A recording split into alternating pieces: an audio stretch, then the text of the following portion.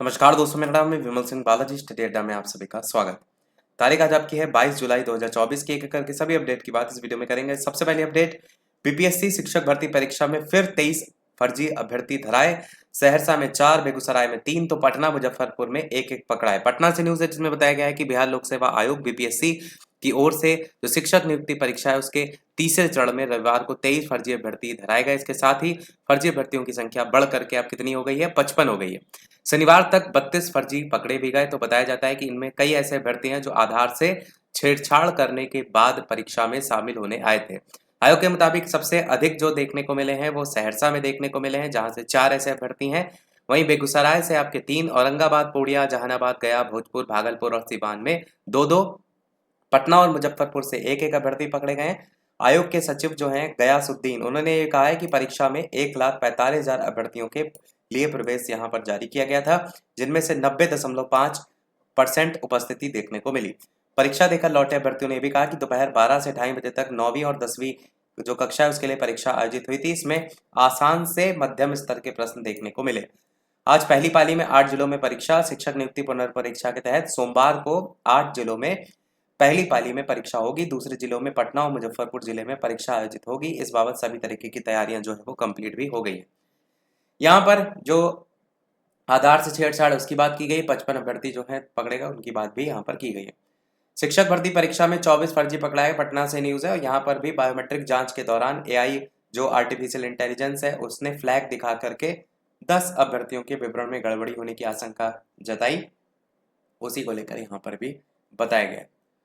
अगली update, NEET paper leak और कावड़ मार्ग पर नाम का मुद्दा संसद में जो है वो उठेगा। मानसून सत्र से पहले सर्वदलीय बैठक में विपक्ष ने तीखे तेवर दिखाए। नई दिल्ली से न्यूज है जिसमें 55 नेता 44 दलों के सर्वदलीय बैठक में मौजूद रहे। 23 जुलाई को वित्त मंत्री लगातार 7वीं बार बजट पेश करेंगे। 22 जुलाई से शुरू हो रहा है सत्र, 12 अगस्त तक चलेगा। 19 बैठक मानसून सत्र के दौरान संसद में होंगी। नई दिल्ली से जो है यहाँ पर न्यूज है, इसमें ये सारे मुद्दे यहाँ पर रखे जाएंगे। अगली अपडेट आपकी है, जल्द निस्तारित होगी समकक्ष अहर्ता, अपर शिक्षा निदेशक पहुंचे आयोग। प्रयागराज से न्यूज है जिसमें समकक्ष अहर्ता विवाद के चलते आयोग लौटा चुका है पदों का अध्याचन। राजकीय माध्यमिक विद्यालय के लिए शिक्षक भर्ती जो समकक्ष अहर्ता विवाद उसके चलते करीब 6 वर्ष में से फंसी हुई है। समकक्ष अहर्ता स्पष्ट न किए जाने से उत्तर प्रदेश लोक सेवा आयोग शिक्षा निदेशालय को अध्याचन लौटा चुके हैं। समकक्ष अहर्ता का निर्धारण करके शिक्षा निदेशालय शासन को 2 बार पत्रावली भेज भी चुका है, लेकिन अभी तक ये मामला सुलझ नहीं सका है। रिक्त पदों पर भर्तियां तेजी से पूरी करने के मुख्यमंत्री के निर्देश के बाद समकक्ष अहर्ता स्पष्ट करने की दिशा में सार्थक पहल हुई है। अपर जो निदेशक हैं राजकीय अजय कुमार द्विवेदी, उन्होंने 2 दिन पहले ही इस संबंध में वार्ता करके उत्तर प्रदेश लोक सेवा आयोग पहुंचे थे। ऐसे में उम्मीद ये की जा रही कि समकक्ष अहर्ता विवाद जल्द जो है वो सुलझ सकता है। उत्तर प्रदेश में आप देखेंगे तो यही चल रहा है, कहीं समकक्ष अहर्ता, कहीं अनुपात समानुपात, तो कहीं पर नए शिक्षा सेवा चयन आयोग जो है वो लटका है। यहाँ पर जो है सिर्फ आगे गाड़ी बढ़ी नहीं रही है। अगली अपडेट, प्रयागराज से प्रयोगशाला सहायक के 400 पदों पर होगी भर्ती। उत्तर प्रदेश राजकीय महाविद्यालयों में जल्द ही प्रयोगशाला, यहाँ पर जल्द ही है मतलब ये न्यूज तक ही अभी सीमित है। प्रयोगशाला सहायक लैब असिस्टेंट के 400 पदों पर भर्ती होगी। उत्तर प्रदेश अधीनस्थ सेवा चयन आयोग ने उच्च शिक्षा निदेशालय से इन पदों पर भर्ती के लिए ऑनलाइन अध्याचन मांगा है। निदेशालय इसी हफ्ते अध्याचन भेज भी देगा। और 2017 में भी प्रयोगशाला सहायक के पदों पर भर्ती के लिए ऑफलाइन जो यूपी उसको अध्याचन भेजा था, लेकिन आयोग 7 साल में ये भर्ती शुरू नहीं कर सका है। देख लीजिए, लापरवाही की भी एक इंतहा होती है।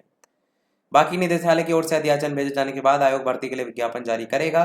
कनिष्ठ सहायक के 69 पदों पर होगी भर्ती। यहाँ पर उच्च शिक्षा निदेशालय की ओर से कनिष्ठ जो सहायक है उसके 69 पदों पर भर्ती के लिए अध्याचन वगैरह भेजा जा चुका है। उसी की बात यहाँ पर जो है वो की गई है।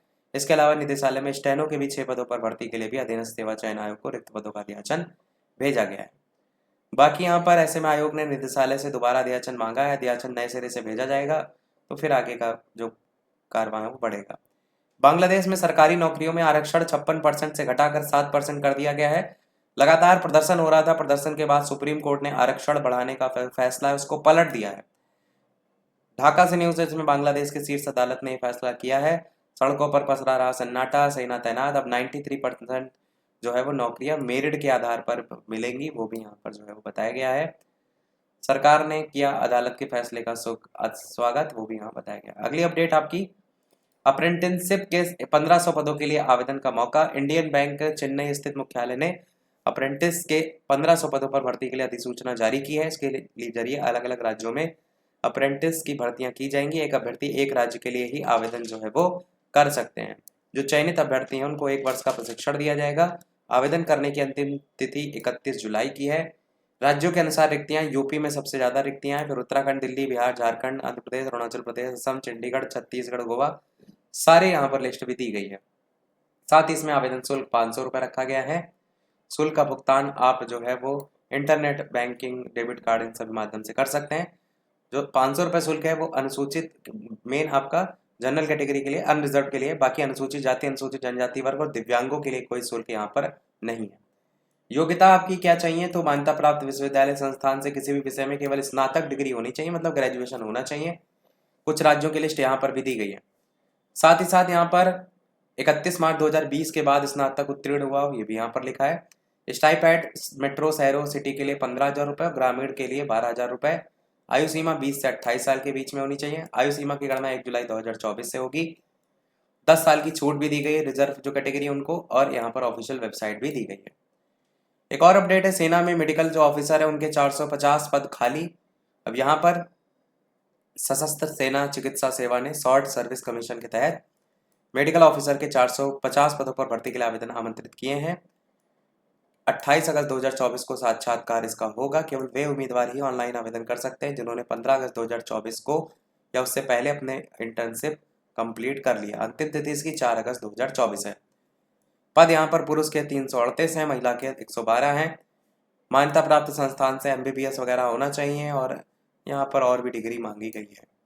बाकी यहाँ पर आयु सीमा, चयन प्रक्रिया, आवेदन शुल्क में आवेदन शुल्क आप देखेंगे तो 200 रुपये रखा गया है।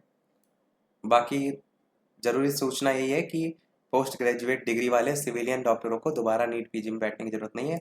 आवेदन प्रक्रिया के लिए ऑफिशियल वेबसाइट भी दी गई है और बाकी यहाँ पर क्रम भी दिया गया कैसे कैसे आप आवेदन कर सकते हैं। यहाँ पर एड्रेस भी दिया गया है। साक्षात्कार जो होगा सेना अस्पताल अनुसंधान और रेफरल दिल्ली कैंट, यहाँ पर होगा साक्षात्कार, क्योंकि ऊपर बताया गया था ना कि साक्षात्कार के लिए आवेदन किए गए हैं।